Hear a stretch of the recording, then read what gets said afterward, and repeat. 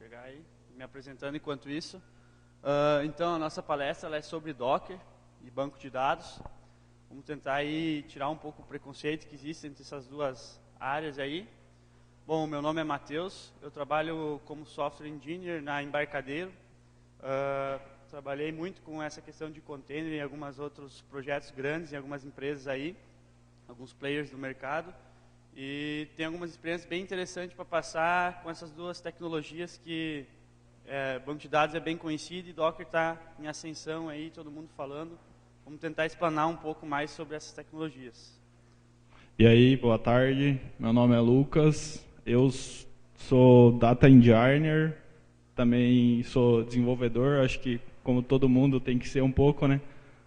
E a gente vai estar comentando aqui sobre como a gente vai envolver a questão do banco de dados nesse ambiente automatizado que o mundo atual exige aí.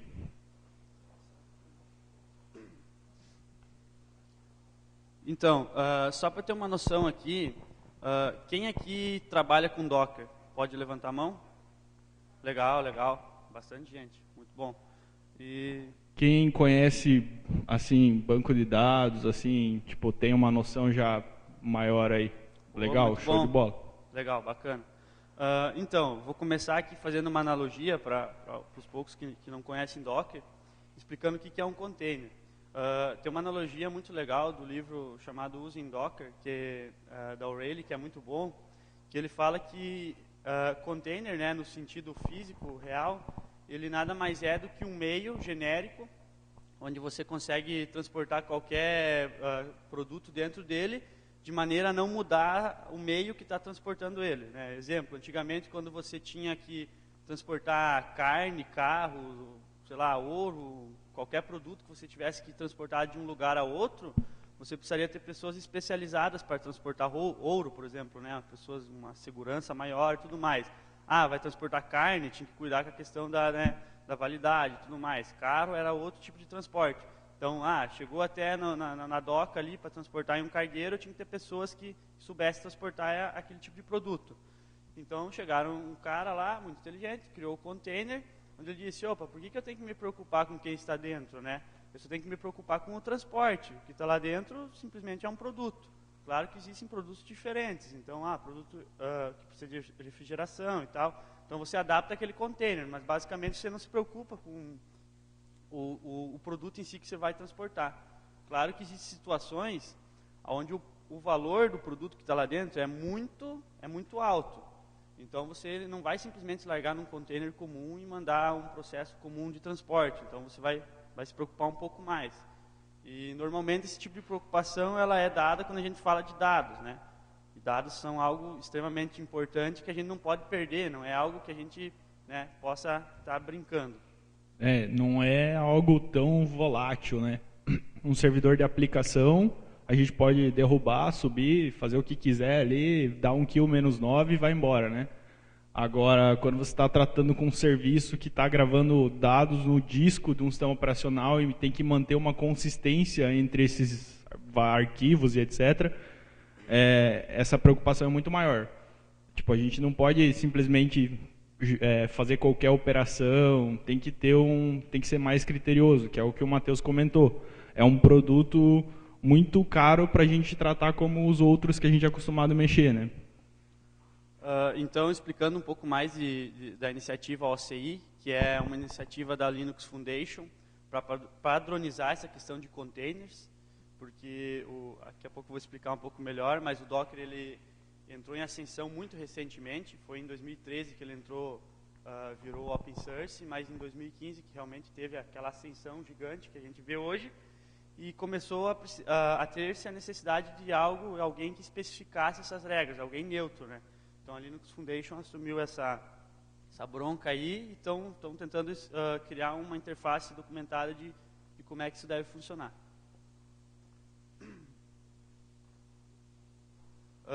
Então, como eu falei, né, o Docker ele hoje é um projeto open source desde 2013, né, então é algo bem recente, mas vocês vão ver que o Docker ele sempre trabalhou em cima do LXC, que é a Linux Containers, né? Que o LXC no Linux ele já tem há mais tempo e tudo mais, E basicamente foi um sistema que conseguia isolar aplicações Linux dentro do mesmo host, fazendo essa comunicação direta com o kernel. Então o Docker não é nada, nossa, mil maravilha, né? Isso partiu desde lá do LXC com o Linux, e o Docker simplesmente no início, antes de virar open source, basicamente implementava o LXC. Então não era nada demais ali. Outra coisa legal, assim, que tipo, teve várias empresas que tiveram iniciativas similares ao Docker, tipo o Google, acho que até a Microsoft, não sei, mas o Google eu tenho certeza. E como a comunidade de software abraçou o Docker de uma forma, tipo, todo mundo usa Docker hoje, a Amazon, qualquer player aí, tipo, de cloud, suporta meio que quase tipo, tem ferramentas para a gente hospedar ali. Como a comunidade abraçou essa tecnologia, o mundo hoje, quando fala containers, é Docker. Não tem outra coisa assim que você vê que chega a ser similar, que tem empresas grandes assim abraçando essa ideia, né? Todo mundo já convergiu para o Docker aí. Exato. Até o pessoal que alguém já deve ter trabalhado com o Vagrant, né? Que é uma tecnologia da HashiCorp também, que é semelhante e tal. Existem outras. Mas o Docker teve a comunidade abraçou ele. Então, quando a comunidade abraça alguma coisa, a gente vê ferramentas como o Docker, né? E não é a primeira ferramenta que, quando a comunidade abraça, a gente vê um resultado incrível, né? Existem várias outras. Então, deixando isso bem claro, né? Que o Docker teve esse abraço da comunidade aí. Pode passar. E aqui tem um pouco da trajetória, então, né? Que como ele não... Beleza, 2015, ascensão e tal, mas que começou lá com o CH-Root, né? Que o pessoal... mais antigo aí, bom, só vi, né, essas novidades assim, para hoje pra gente é comum, né, mas lá antigamente não era assim. Então o CH-Root lá em 1983, ele foi basicamente um jeito de você isolar processos por diretórios, né, falando de maneira bem simples, e o FreeBSD implementou isso no ano 2000, né. Aí no ano 2008 veio o LXC, que foi essa questão do Linux Containers, isolar vários Linux isoladamente, rodando no mesmo host e comunicando direto com o kernel, que isso sim foi, né, um negócio muito importante que foi implementado.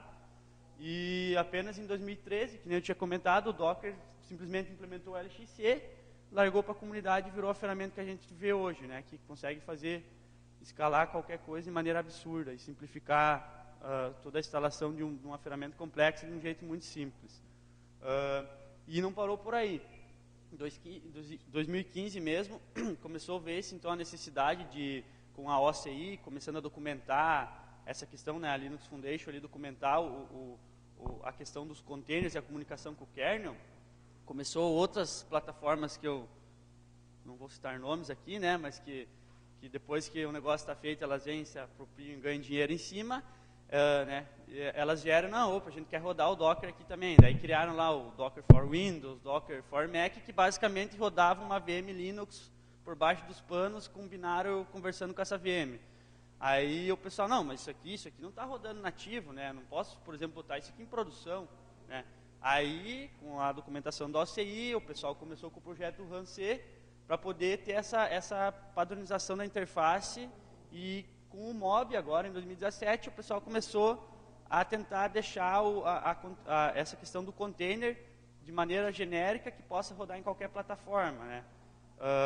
Então, assim, se vocês forem pegar o projeto do Mob, agora começou a se falar, né, antes aqui com o RunC e tal, vocês podem ver, por exemplo, assim, o container do Windows lá rodando, mas esse container não vai rodar no Linux, por exemplo, né? Vai rodar só em cima do Windows, então o pessoal já não quer. Aí o que acontece? Agora eles começaram com o projeto do Mob, criar um tal de Linux Kit. Que daí, beleza, não é uma VM, mas é tudo que o Linux tem para ficar e rodar no Windows. Então, assim, evitem gambiarras, né? Vamos fazer um negócio certo, que está tudo certo. Então, aqui tem algumas empresas, né, que estão por trás disso, empresas grandes. Mas lembrando, assim, essas empresas, beleza, elas patrocinam o projeto e tudo mais, mas foi a comunidade que fez o Docker ser quem ele é hoje, né? De uma simples implementação do LXC virar uma ferramenta de container maravilhosa. Então... por mais que, tipo, a gente tá vendo que tem muita empresa grande aí e tal, né? Elas, que nem, tipo, elas só estão investindo no Docker basicamente porque faz parte do business deles já, né? Tipo, que nem a Amazon ali, né? E, sei lá...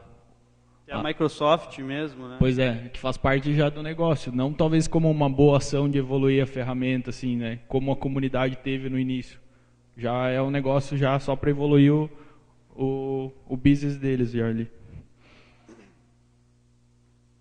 Bom, aqui a gente colocou uma imagem só para... Acho que todo mundo conhece o GitHub aqui, usa, uns deixaram de usar aí, mas é só para fazer um paralelo aí, que tem o Docker Hub, que é um lugar onde que o pessoal publica receitas, né, Docker ali, para várias tecnologias e tal ali. Então talvez é a ferramenta que a comunidade mais consegue interagir para disponibilizar containers ali para o pessoal usar. É bem massa de usar ali.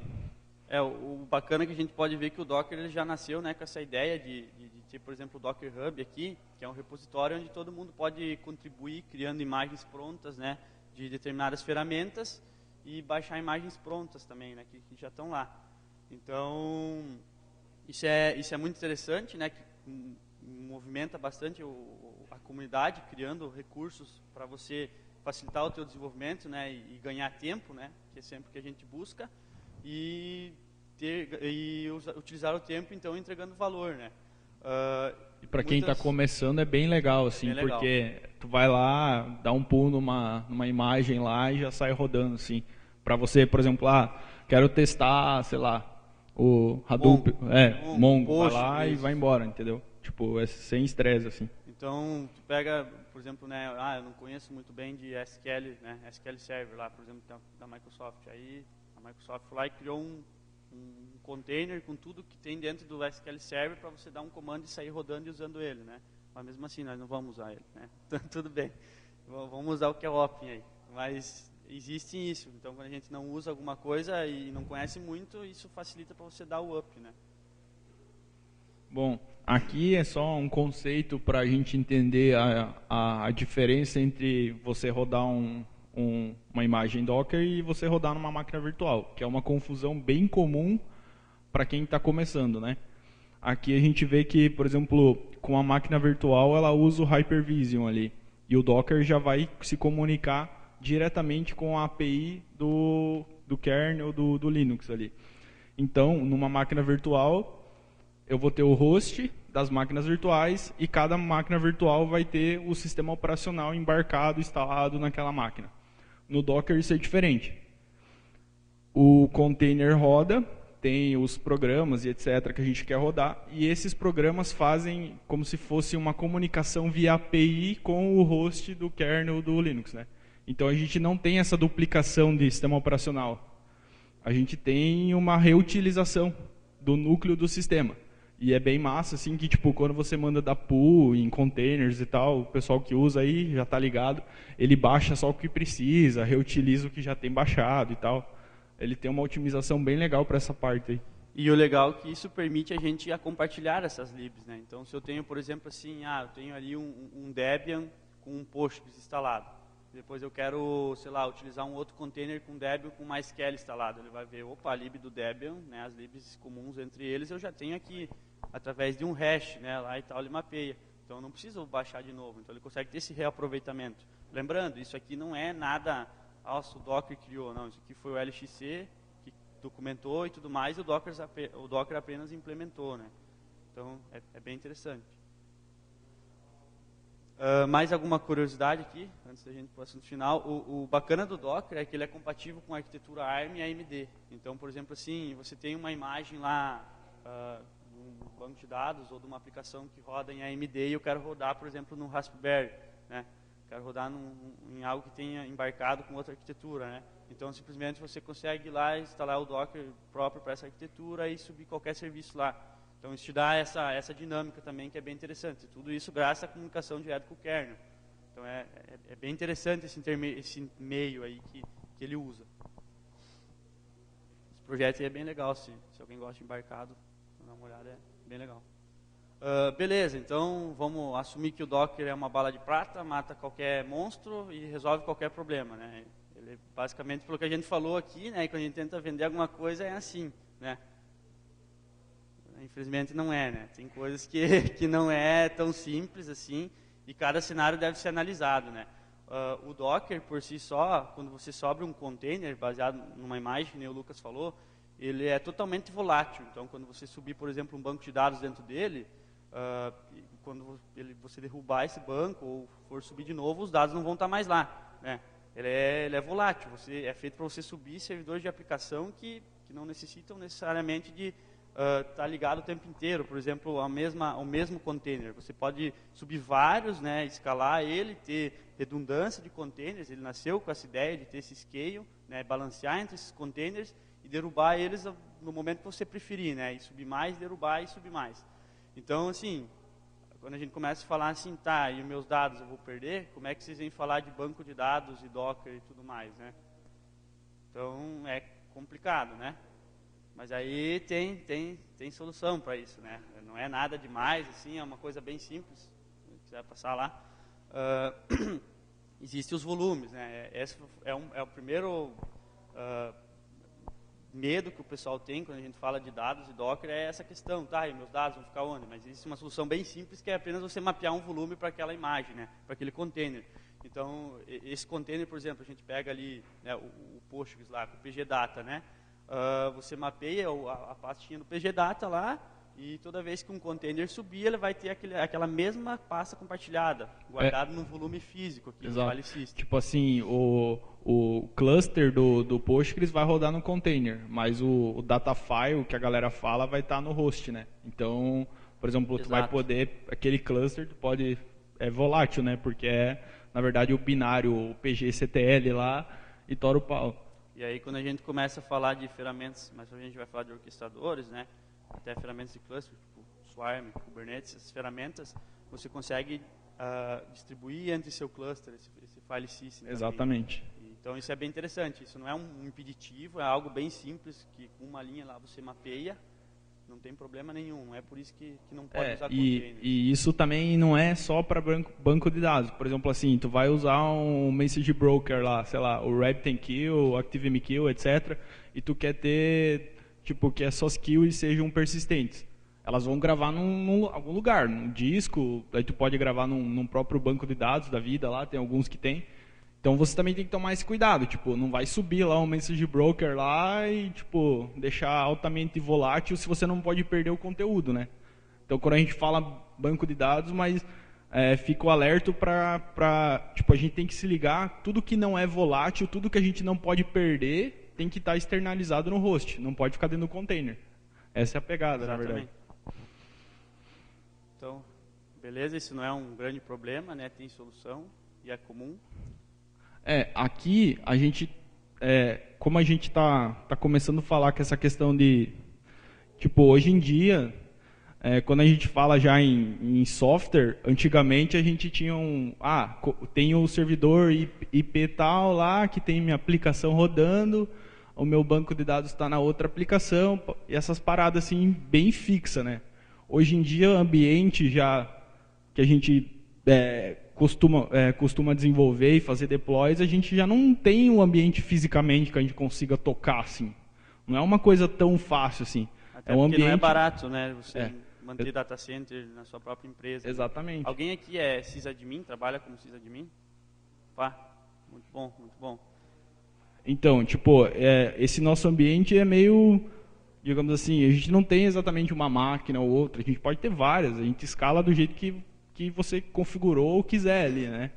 Então, aqui a nossa pegada também é falar um pouco sobre essa questão da automatização, que o pessoal geralmente que mexe com o banco de dados, essa questão de automatizar o banco de dados ou as rotinas que envolvem isso, o pessoal é bem resistente e geralmente não quer fazer, porque está mexendo com um conteúdo muito valioso, né? Existe o medo ali. A gente executou um trabalho, né? Tive a oportunidade de trabalhar com o Lucas em uma empresa aí, e lá tinha, então, caras lá que eram sysadmin, que ficavam 5 km longe dos desenvolvedores, porque se eles se viam, eles se matavam, e tinha o cara que era o DBA, que daí os dois botavam a culpa, quando eles tentavam entrar em consenso, né? Então, era bem engraçado isso. Então, a gente tentou implementar uma cultura lá chamada DevOps, que está bem comum agora, o pessoal está falando bastante, E ela se encaixa muito bem com esse cenário de containers, automatização das suas aplicações, né? Da sua infra. E foi bem difícil, porque quando a gente chegou com a ideia, vamos implantar isso, né? Eu e o Lucas tomamos à frente, porque a gente começou a trabalhar com um projeto de microserviços muito complexo, que não tinha mais condição de a gente estar dependendo de ruído de comunicação e um monte de coisa interferindo nesse meio, né? Era muitos serviços, uma pessoa não dava conta de gerenciar, nem duas, nem três, era complexo. Então a gente falou, não, vamos parar, vamos analisar isso e vamos implementar um conceito de DevOps aqui dentro. E no início os caras achavam que DevOps era uma pessoa, né? Então essa pessoa era eu, o Lucas, e os caras falavam, isso aqui que vocês fizeram tá dando pau. Isso aí é muito importante, porque, cara, quando a gente, por exemplo, assim, tu pega uma empresa ou pessoas, assim, tipo, é difícil elas entenderem que DevOps não é o cara do DevOps, é uma cultura, tipo, de você não ficar se preocupando com ir lá, vou ter que criar um servidor novo hoje, tem que subir lá um Apache, um Nginx aqui na mão, tá ligado? É uma cultura de você automatizar as paradas ali, se preocupar com o que realmente importa, né, pro cliente. Então é uma cultura que envolve. E é complicado isso aí. E começou, por exemplo, assim, como acontecia antes, o pessoal, parte de servidor, produção, precisa de mim, desenvolvimento, programador, e um jogando a culpa no outro. A gente, não, a cultura DevOps não é assim. A gente tem que ser, DevOps o que é? A gente ser de tudo um pouco, passar por todas essas etapas aqui, né? Desde a questão de planejamento, de você codar, de você planejar esse deploy, né, em produção. Claro que a gente vai ter pessoas especializadas, como os sysadmins, por exemplo, que vão saber exatamente apontar a falha de segurança, o que seria melhor para aquele tipo de aplicação, e vão ter pessoas que são melhores com arquitetura de programação e tudo mais. Então, junta isso, planeja, isso é uma equipe, é um time, os caras não tem que estar 5 km longe. Inclusive o DBA, que é aqui onde a gente entrou e teve a maior existência. Tipo, isso aí é uma coisa que, por exemplo, para um sysadmin, para um DBA, também é muito legal, porque o que acontece geralmente em empresas assim que não tem essa cultura? O sysadmin vai pegar uma caixa preta lá e vai falar, tá aqui, velho, esse servidor aqui com, sei lá, um servidor Woodfly Java rodando ali, morrendo, destruindo tudo aí, é teu, se vira, deixa em pé. Porque o desenvolvedor ali, o negócio dele é escrever código, ele não está nem aí com como é que vai rodar aquilo lá. E tu vê que essa cultura já é diferente. Tu escreve código, mas tu tem que pensar como é que esse negócio vai rodar, sabe? E é bem legal, assim, que no fim a gente vai conseguir ter um produto melhor, né? Isso que importa. E aí a gente veio com isso justamente porque, tipo assim, eu não quero ser que nem o Ronaldo, né? Tipo, eu quero viver mais e tal, né? Quero me divertir, não quero ter que estar 3 da manhã e atendendo o telefone porque alguma coisa parou de funcionar, né? Eu quero viver. Então, se a gente puder evitar, não se estressar que nem o Ronaldo aí, né? É melhor. Inclusive, tinha um Ronaldo lá nessa empresa, né? E ele era bem jovem e parecia com esse cara aí. Isso aí também é aquela história lá, tipo, eu que fui DBA há um tempo e ainda sou às vezes. Tipo, a galera vai lá, faz uma query meio gigante lá, bota a rodar, aí só descobrem que aquele negócio está com problema quando o servidor caiu, aí vai olhar os ABICs, não tem nada, daí não mandaram logar, daí tipo, tu nem sabe por que caiu o servidor, daí tu tem que ficar lá 2 horas escovando bits e falar, eu acho que aconteceu isso, mas porque tipo, tu não se envolveu no projeto, te deram um banco de dados para tu cuidar lá e tu nem sabe o que está rodando lá. E aí, nesse momento, nesse momento é assim, né? Tipo, apertando tudo que é coisa, xingando um para cada lado, a direção, meu Deus, eu estou com o cliente parado, eu estou perdendo dinheiro, não sei o quê, e é um berrando com o outro e ninguém sabe o que fazer. Por quê? Porque aquela cultura não existia, né? Não era um time resolvendo um problema, era pessoas culpando as outras para não perder o emprego, por exemplo. Isso é triste. Né? Uma coisa assim, tipo, que nem pessoal que servidor de aplicação é normal ter failover ali. Caiu um, levanta outro e a vida segue normal ali, vai levantando o servidor e derrubando. Quando a gente fala em banco de dados bom, como eu falei, dados persistentes ali, digamos assim, esses failovers, assim, essas recuperações de falhas não é uma coisa tão fácil, assim, não é tipo, caiu, levanta e vai embora, né? Porque, como a gente conversou, tem que manter o seu data file consistente. Então, o mínimo que eu acho que deveria ter, por exemplo, quando a gente fala em failover ali, recuperação de falhas, de catástrofes, é o pessoal ter um plano para saber agir Ou, por exemplo, saber o que fazer. Caiu o meu servidor de banco de dados. O que eu tenho que fazer? Matheus, tu vai criando um Debian lá, fulano vai fazendo o backup, sei lá. Então, tipo, pelo menos ter um plano, que as pessoas se perdem, né? Quando a gente está falando em containers, é muito mais fácil, porque daí a gente não vai precisar depender do cara que está criando o servidor, do cara que está configurando o negócio de rede lá, do outro magrão que tem que instalar, do outro cara que vai voltar o backup ali. Tu vê que é uma união de coisas que vai dar problema ali. Até é legal, teve uma empresa um tempo atrás muito bacana, que eu prestei uma consultoria lá, que eles tinham, assim, aleatoriamente um dia que eles derrubavam alguma coisa. E era bem legal, isso era divertido, porque aí o pessoal estava sempre pronto para quando uma situação dessa acontecesse, né? Claro, tudo lá tinha failover, redundância e tudo mais, mas era bem divertido. Já teve outras empresas também que eu fui trabalhar e, por exemplo, assim, tinha um serviço lá que os caras chamavam que era o terror do sysadmin, né? Eles chegavam lá na porta assim, abriam, caiu. De novo? E daí o cara ficava branco assim, cara, parecia que perdia todo o sangue do corpo. Já abria um monte de bash lá e começava a tentar subir as coisas e tal. E é difícil isso, né? Porque numa situação de pressão é complicado. Aí você realmente tem que ser muito bom, entendeu? E nem sempre você vai ter pessoas assim. Tipo assim. Pra estar naquele momento fazendo talvez isso. Talvez uma ou duas vezes você acerte fazendo toda vez manualmente esses processos de você criar um servidor, instalar e fazer tudo isso aí. Mas, sei lá, talvez na quarta ou quinta vez tu pode errar. E às vezes você errar com um negócio desse, o custo é grande. Altíssimo, então, né? Tipo ou de assim, repente você nem vai ver naquele momento, vai exatamente. ver num momento pior. Por isso que é massa, tipo, o container é uma coisa estável, é uma receita, né? Não vai mudar assim, aquilo ali. Né? O teu ambiente assim. É aquele. Você não existe aquilo aqui funciona lá, não. Exatamente. Né? E aí vocês podem pensar que, vocês estão falando isso, mas eu lá onde eu trabalho, ou como eu conheço, eu tenho um banco de dados lá e eu consigo gerenciar ele. Mas aí quando a gente começa a falar de microserviços, que é, né, a questão de a gente poder escalar e ter elasticidade das nossas aplicações, estamos falando de um conceito diferente, de uma arquitetura desenvolvida diferente, onde temos vários serviços com vários bancos de dados, né? Ou até um banco de dados para mais serviços também, não é algo ruim, até agora virou um pattern do microservices. Mas antigamente a gente tinha um monolito aqui gigantão, então beleza, eu tenho um banco de dados aqui para todas as aplicações e está valendo, né? Mas aí quando a gente começa a falar disso aqui, passa lá para... tipo assim, quando a gente está falando já em microserviços, já começa a entrar o conceito de escalar. Porque o microserviço é feito para escalar a aplicação. E o banco de dados, tipo, a aplicação usa ele. Então a gente tem que dar um jeito de escalar. Vamos escalar o quê? Beleza, você pode comprar 1 milhão de servidor lá e gastar, mas aí... É o jeito mais caro de escalar, exatamente. Escalar em máquina. Hoje, tipo, se você pega vários bancos de dados por aí, tipo o Postgres, que eu trabalho bastante, tenho esses NoSQL aí, tem um monte de coisa. O pessoal está evoluindo muito essa questão de replicação de dados, principalmente para leitura. Escrita em bancos de dados relacional, depois a gente vai comentar, é um pouco mais complicado, mas a gente que mexe com essa parte de dados persistentes, a gente tem que começar a olhar para essa questão de um jeito de conseguir escalar isso. Não dá mais para ficar só pensando no nosso servidorzinho ali, com a nossa instalação e ficar monitorando. Tipo assim, você tem que começar a pensar que daqui a um tempo, de algum jeito ou outro, se essa tua aplicação crescer, tu vai precisar escalar. E aqui tem alguns cenários aqui que são de microserviços de algumas das maiores empresas hoje que a gente tem aqui, né? Netflix, Twitter, né? E alguns outros aqui.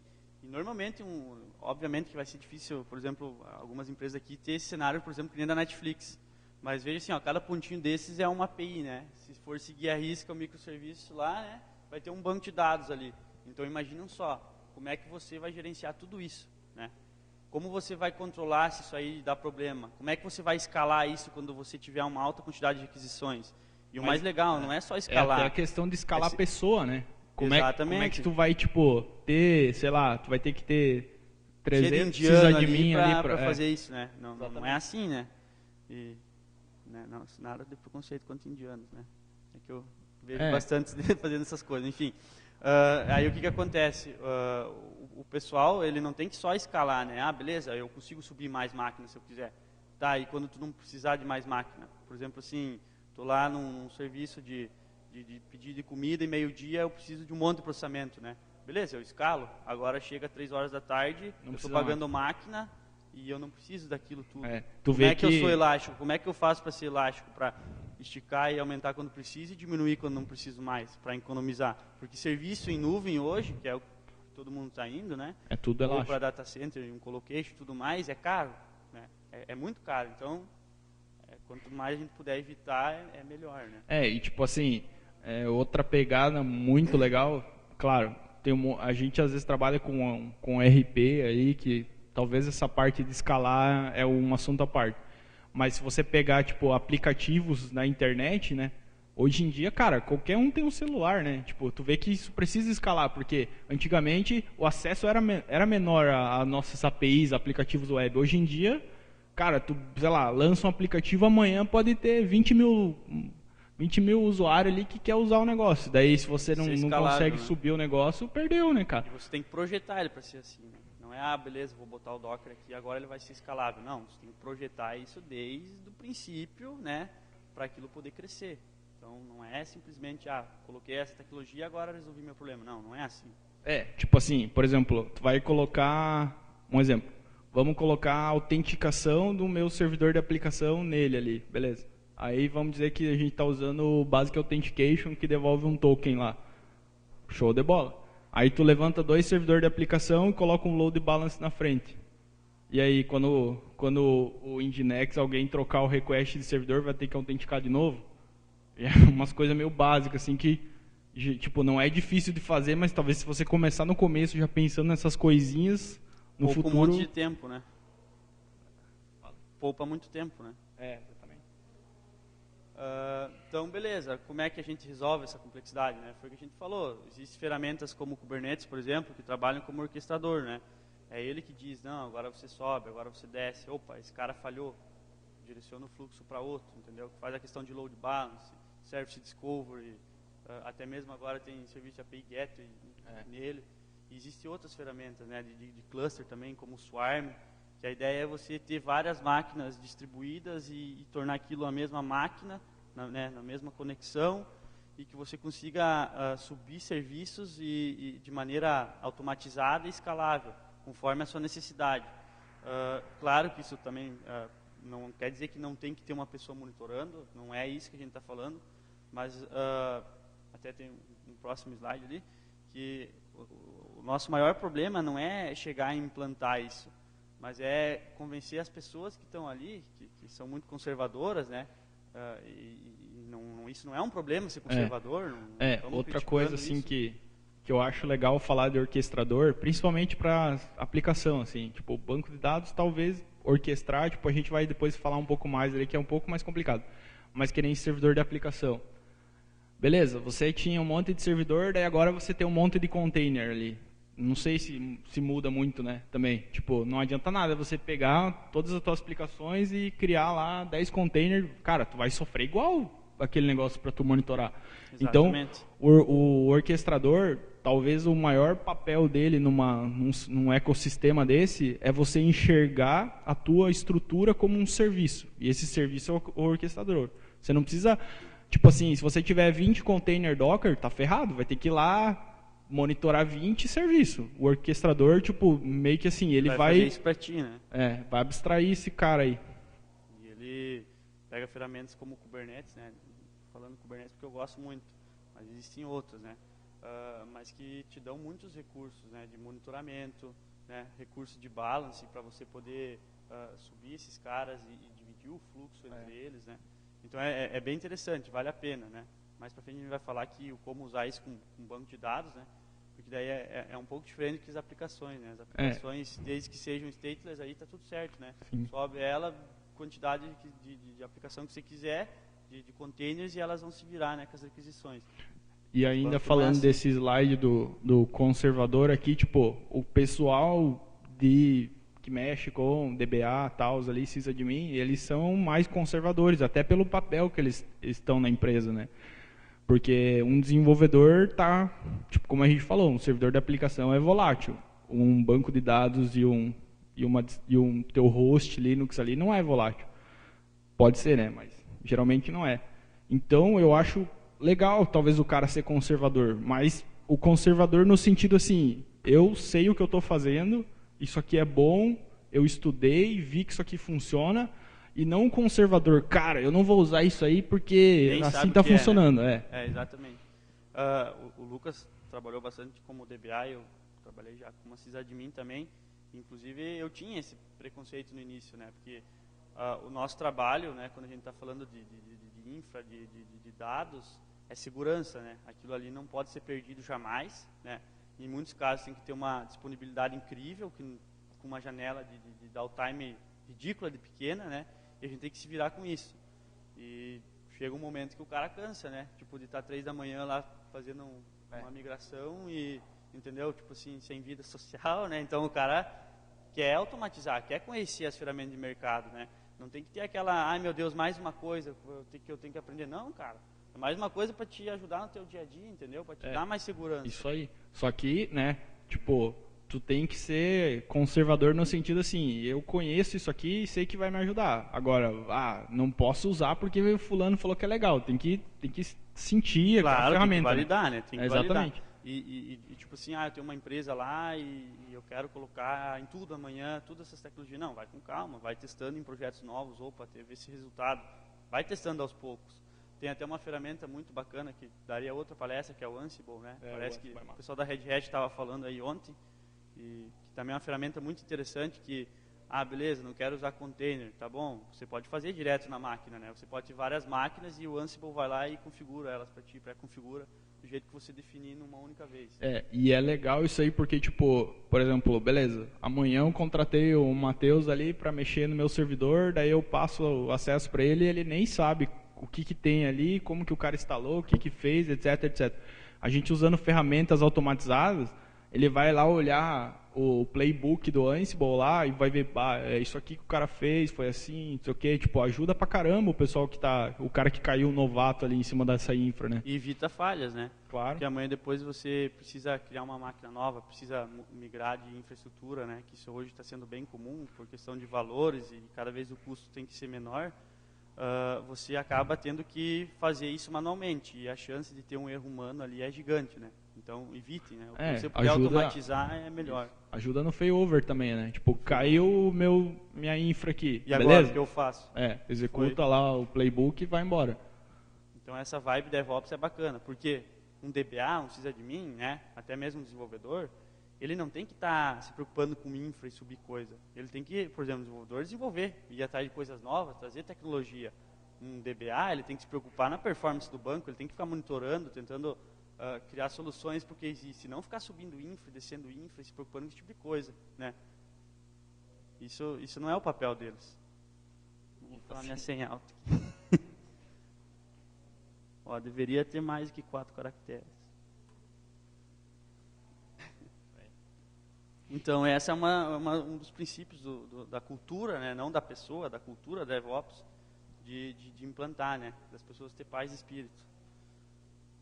Não ser o Ronaldo.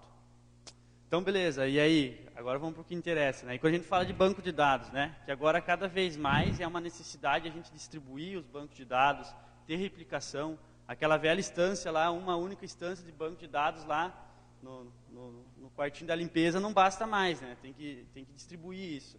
Você não pode depender de um único banco, porque a disponibilidade é cada vez mais importante. Os tempos de downtime são cada vez menores, né? E como é que eu resolvo isso, né? Uhum. Isso aí, tipo, aqui a gente está mostrando mais ou menos um mapa ali, tipo, com o fluxo de cabos de fibra, né, no mundo ali, mas é só para ilustrar que, tipo, geralmente hoje, que nem eu falei, essas ferramentas de replicação de dados estão tão evoluídas e a tendência é evoluir muito mais que, tipo, você pode pegar banco de dados que ele não existe numa máquina física, ele está distribuído num cluster em vários lugares do mundo. Você pode ter o teu banco aqui no Brasil e replicar, sei lá, 10 tabelas para um servidor lá na Virgínia, nos Estados Unidos, para alguém consumir via leitura. Tu pode pegar, eu tenho a minha parte de log aqui que eu não uso quase nunca, vou jogar em outro lugar lá. Aí você começa a poder brincar, né? Com essas coisas aí. Então, né, aqui a gente fala até da questão de escalar. Hoje existe, né, a aplicação, por exemplo, do Postgres, né, que é um banco que eu gosto muito, né, MySQL também. a gente consegue fazer o banco virar um servidor de aplicação desenvolvendo o REST ali, né? Tem ferramentas ali que... JSON. Isso. Tem ferramentas, tipo, tem o PREST no Postgres ali que é feito em Go, que você passa um banco de dados ali, tipo, passa uma database ali, ele expõe aquele banco via REST com autenticação e tudo. Então, teve um trabalho legal de um banco Postgres de 10 tera que a gente tinha lá, e eu e o Lucas fizemos um trabalho interessante que o Postgres 10 em diante você consegue replicar apenas algumas tabelas daquele banco. Então, um banco de 10 teras, a gente conseguia replicar, por exemplo, a tabela de clientes lá, que era que a gente tinha que fazer consulta, a tabela de pagamentos, que dava 1 tera. Então, a gente conseguia criar várias instâncias desse cara, dinamicamente, que era bem louco, assim, porque, claro, né, tabelas tão grandes não dinamicamente com tanta frequência, mas tabelas menores a gente conseguia criar elas com uma frequência maior, dinamicamente, e ter esse balance, de novo, o Kubernetes ali na ponta, direcionando as queries, né? Então, era bem interessante esse tipo de abordagem. O Postgres tem a replicação física, que vai replicar os archives, aí tu não tem escolha, tem que replicar o teu cluster inteiro, né? E também tem essa replicação lógica que o Matheus comentou, que, na verdade, ele vai replicar os comandos, né? Vai replicar um insert, delete, update ali, e você consegue replicar para uma outra instância de banco e escrever nessa outra instância de banco diferente de uma replicação física que é read-only. Claro que só para leitura, né? Nesse tipo exatamente, de caso, né? Exatamente. O banco relacional seria para leitura, porque ele tem que, acima de tudo, manter a integridade. Isso, né? O banco de dados, a principal característica dele é a integridade. Se a gente replica a escrita, começa a ficar um pouco mais complexo. Tem ferramentas que fazem isso, tem bancos que fazem isso, só que os cenários e a tua arquitetura ali é um pouquinho mais chata. Leitura já é bem tranquilo de você escalar com qualquer banco de dados relacional aí. Então, só tem um problema, né? Quando a gente começa a ter esse tipo de abordagem, falando de bancos como Oracle e SQL Server, aí o buraco é um pouco mais embaixo, né? Porque aí você tem licenciamento por core, por máquina, e aí como é que você vai deixar isso dinâmico, né? Então, esse tipo de coisa aí infelizmente não evoluíram, né, nesse tipo de licenciamento. E tudo o dinâmico mais. Aí é complicado. Eu vou só dar um exemplo do Postgres aí, que talvez é legal aí. Por exemplo, assim, você pode ter um master que recebe escrita pra caralho e você não quer ficar criando um monte de índice para busca, porque quando tu faz escrita e tu tem um monte de índice na tua tabela, ele vai ter que ficar atualizando os índices e tal, né?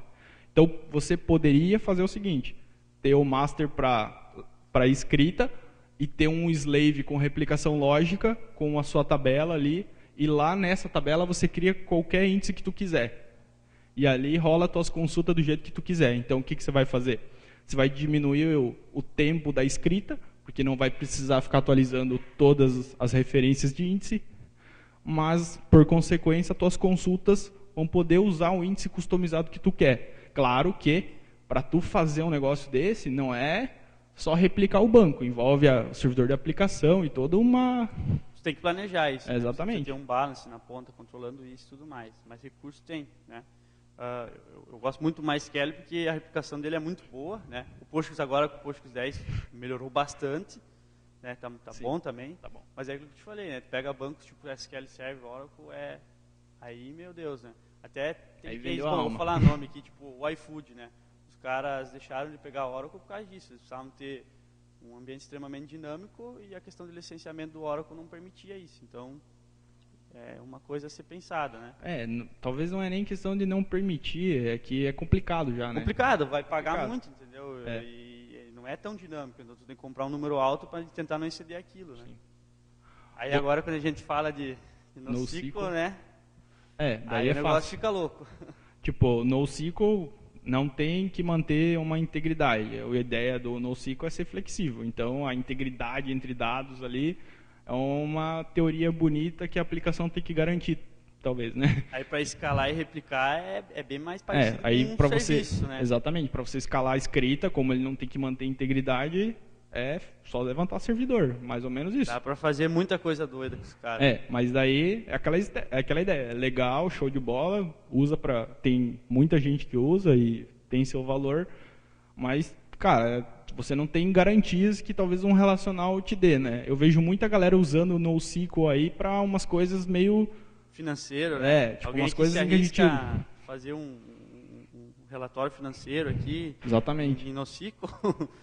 Bom, não, né? Porque aí você não tem integridade do banco, né? Tem que saber quando usar as coisas. O ciclo é muito bom, mas há casos, né? Que tudo deve ser pensado, porque senão, se fosse só usar as ferramentas, a gente, né, tem um meme legal que o cara vai lá, quero fazer um site.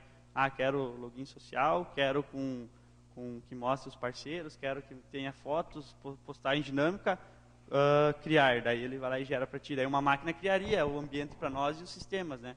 Mas não, precisa ter uma pessoa, alguém experiente, que entenda e teste essas ferramentas em cenários talvez menos caóticos no início, para conseguir propor esse tipo de solução mais robusta e automatizada, né? Que depende... Mas não é algo impossível, né? Sim, é que depende de cenário, né? Cada cenário é um caso, mas é uma coisa que, tipo, eu vejo bastante. Se o pessoal vai me perguntar, mas eu estou abrindo minha startup aí, acho que eu não vou pôr um banco relacional que não escala, vou pôr um MongoDB. Tipo, cara, não sei se é bem essa a tua ideia, né? Tu vai, que nem o Matheus falou, eu já tive que fazer relatório em MongoDB, tive uma experiência horrível, tive que migrar dados e banco MongoDB para relacional, estava tudo... Tipo, não tinha integridade em umas coisas, então tem que se ligar nessas coisas. Pode fazer. Se tu acha que serve pro teu caso, vai embora. Mas não é bem assim, né? Não é bem assim. E aí, com essas tecnologias, né, o céu é o limite aí. Cabe a cada um aqui buscar sempre o conhecimento e tentar propor coisas, né?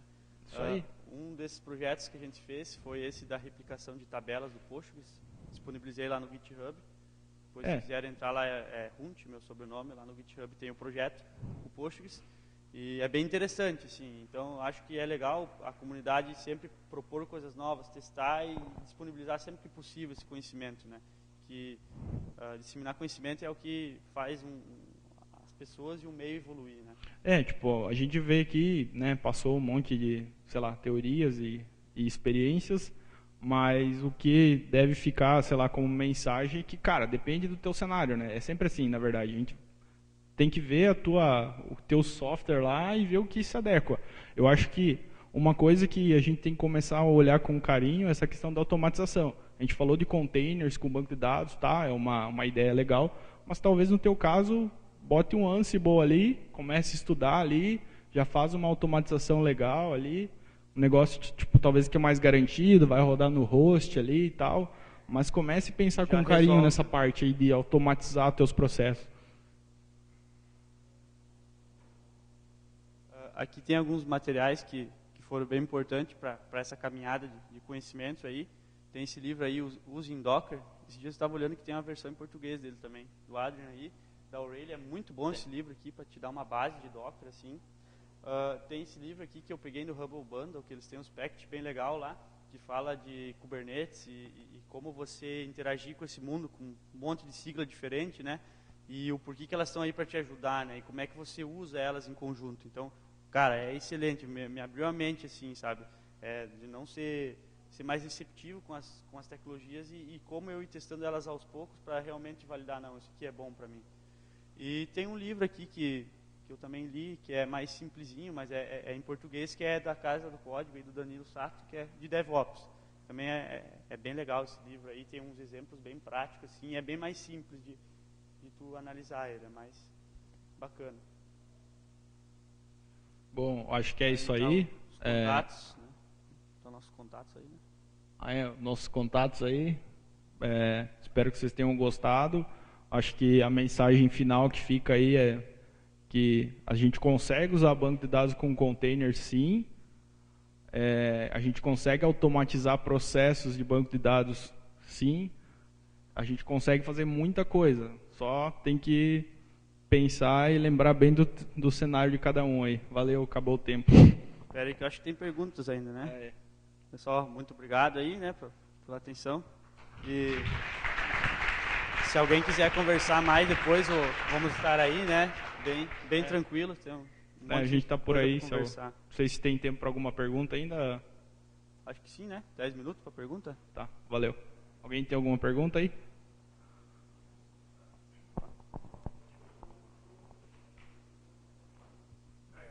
Isso. Por exemplo, se eu quiser montar uma estrutura, né, para uma equipe de desenvolvimento, por exemplo, né? Então, o pessoal quer a todo momento, sei lá, levantar uma máquina com um banco de dados, destruir essa máquina, repetir testes e tal. Eu vi que vocês falaram em Kubernetes, alguma coisa que eu pudesse automatizar, né? Por exemplo, que eu entregasse, sei lá, um pool de recursos, né? Mas alguma coisa assim que fosse bem... Tem que fazer no braço mais simples, mesmo. Né? O cara uma coisa simples assim que a pessoa pudesse ali, startar uma máquina com a versão tal do banco, aí ele utiliza, destrói, ele mesmo faz o backup dele. Existe alguma ferramenta pronta para isso ou ainda tem que botar o bracinho ali para... Então, isso foi uma coisa, baita feedback, boa pergunta. Existe uma ferramenta chamada Docker Compose, que é uma ferramenta mais simples que o Kubernetes, né? O Kubernetes é uma ferramenta mais para homologação e produção. O Docker Compose, você especifica quais versões de determinado serviço você quer. Quero um Redis, quero um banco NoSQL, um banco relacional, um Postgres versão X. Mapeia esse ambiente, serve nessa porta, faz isso uma vez. Aí toda vez que o desenvolvedor chega, o cara não precisa conhecer de nada que tem ali dentro. Ele chega lá, Docker Compose Up, sobe todo o ambiente, baixa tudo que precisa e o cara está ali, está com o ambiente criado. Então esse start é muito bacana, porque aí você não precisa ter aquele cara que fica perto de uma manhã com o cara novo configurando o ambiente, entendeu? É perfeito. Só para fazer uma complementação, eu também, até esse momento, eu não conheço nada de Docker. Aproveitando essa anterior aqui, gestão de credenciais de acesso, digamos que eu tenha proposta de uso de 60 pessoas de forma temporária, tenha uma base LDAP, consigo aproveitar? Por exemplo, digamos que eu tenha uma base LDAP com diversos usuários, e aí eu quero criar instâncias e essa credencial de acesso usa isso, é possível? Tem uma ferramenta chamada Vault, da HashiCorp, que é a mesma que criou o Terraform e o Vagrant, esses caras, que ela faz gerenciamento de credenciais e protocolos como o LDAP, né, que é um protocolo mais conhecido, ele já tem até integração. Mas aí ele tem lá uma API e tal, que você vai ter que criar essa integração para limitar isso. Mas é possível. O bacana é que essa automatização não tem fim, né? A ferramenta existe, você tem que criar essa comunicação e viajar. Só para ter uma ideia, tem o Docker Machine, que é um cara que cria instâncias na Amazon, Azure, sei lá, aonde você quiser, local, VirtualBox, tipo assim, me dê uma máquina tal, e ele vai lá, cria, cara, e essa parte da automatização tá bem assim, bem legal assim hoje em dia já.